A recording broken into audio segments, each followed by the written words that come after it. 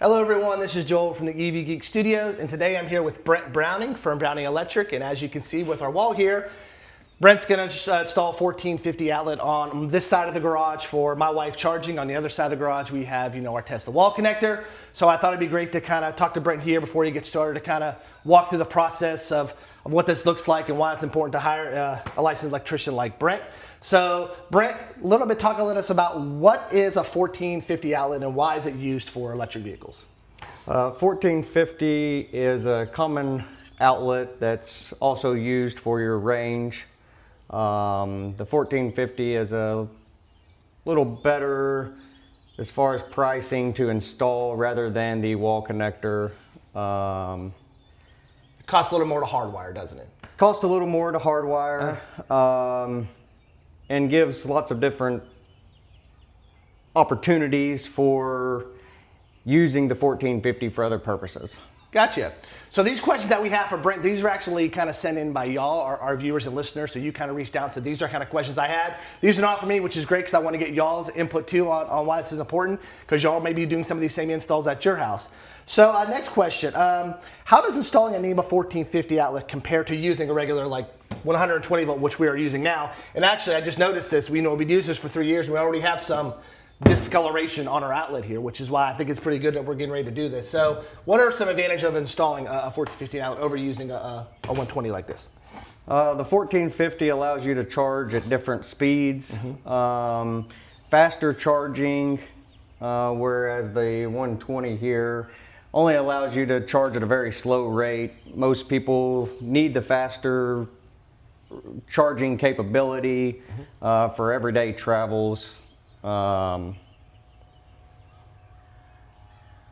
that's great. So you mentioned something before we talked about here, because normally with a 1450 outlet install, you would install a 50 amp circuit or breaker, correct? Yes, sir. But you told me today you're going to install a 60 amp. Why is that, and why don't most electricians usually do that? So the outlet is rated at 50 amps, but the car has the capability of charging at 48 amps. And so if you put the 50 amp breaker in there, the wire size for 50 amps, then if the car is charging at the 48 amps, it will heat up the wire. And I have seen it more so in the wall connectors to create issues. The charger doesn't really care for that. So I just make everything a little bit bigger to help from overheating.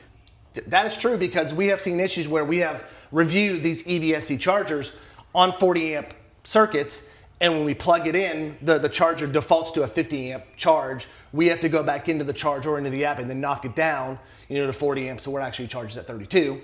So yeah, that's very good. I'm glad you're going to do this. What are some? So we always say in our podcast, and we always say every time you do this, have a licensed electrician do this. So what are some common mistakes you see homeowners or inexperienced installers doing when charging these outlets? Could be simple things like undersizing the wire, not the correct breaker. There are certain boxes that you want to put in for the 1450 to allow that little bit of heat that's created just from the draw to escape. You don't want to trap a lot of heat into that confined space. Could create fire hazards, things like that. We always tell people when they ask us, there are certain 1450 outlets you want to use. You don't want to go to Lowe's and get that $9 outlet.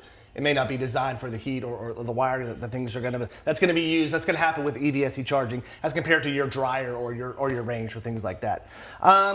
Great. There's a lot of electricians out there. There's very few that specialize in charging, installing EVSEs.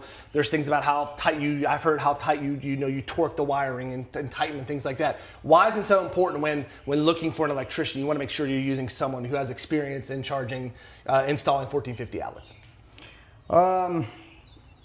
Like you said, the torque is important.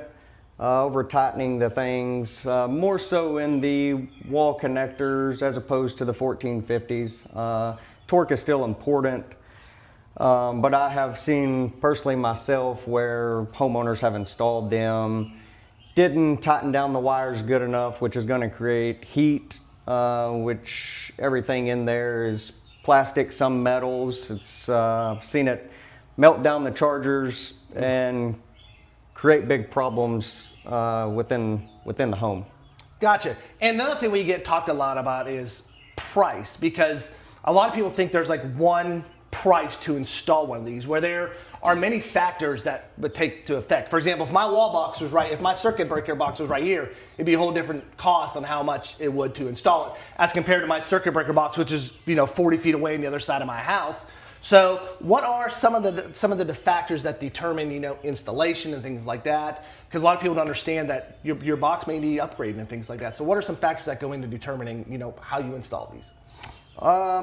Like I said, the panel, depending how old the house is, not everything is built with the proper amperage to support adding things like these chargers because of how much power they do require. So do you run into more of an issue with older homes as compared to newer homes? Depending on the location, some older homes, they got plenty of power to add things like these. Older homes can be a little trickier per not having attic access. To be able to get from point A to point B, a lot of newer homes are built on slabs, so that takes out the whole opportunity to go through the crawl space to add the circuit. I never thought about that. Yeah. So there's different ways to get around it. All right, so before I let you go to work, how's this whole process going to work? So walk us kind of through what you're going to do from start to finish. So we'll get the panel opened up. There may be conduit there already that we could utilize to keep from running more conduit just for a dedicated circuit. So we'll open that up, see what we got there, go up in the attic and see what kind of route we can take to get it from A to B. Get us a hole through the top plate there. Always try to do everything in the wall. I don't like exposed conduits on the interior of the home.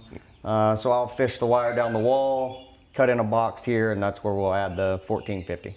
All right, Brent, thank you for talking to us. I'm going to be taking some video of Brent while he's doing this, kind of let you see what the process looks like, but I want him to get to work. Go ahead, Brent, get to work. Thanks, everyone. Yes, sir. Thank you.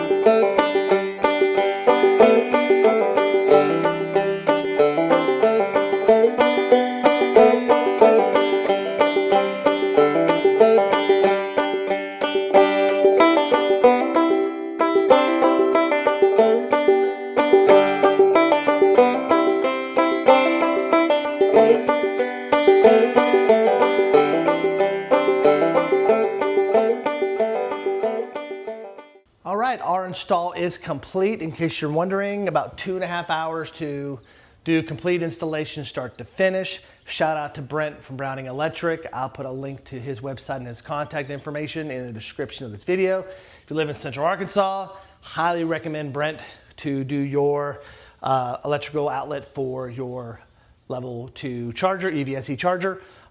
He does outlets. He also does hardwire, just like my Tesla wall connector is too.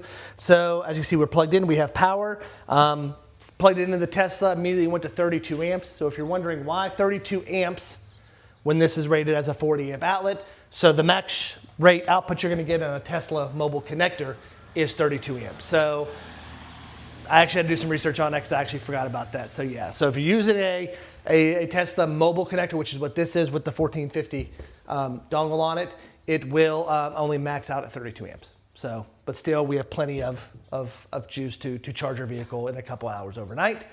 Once again, I want to thank you for watching us. And remember, if you're ever going to install an outlet for your electric vehicle charger, either one of these outlets or a hardwire, please, please, please have a licensed electrician do it for your safety and for everyone else's, especially for the safety of your vehicle.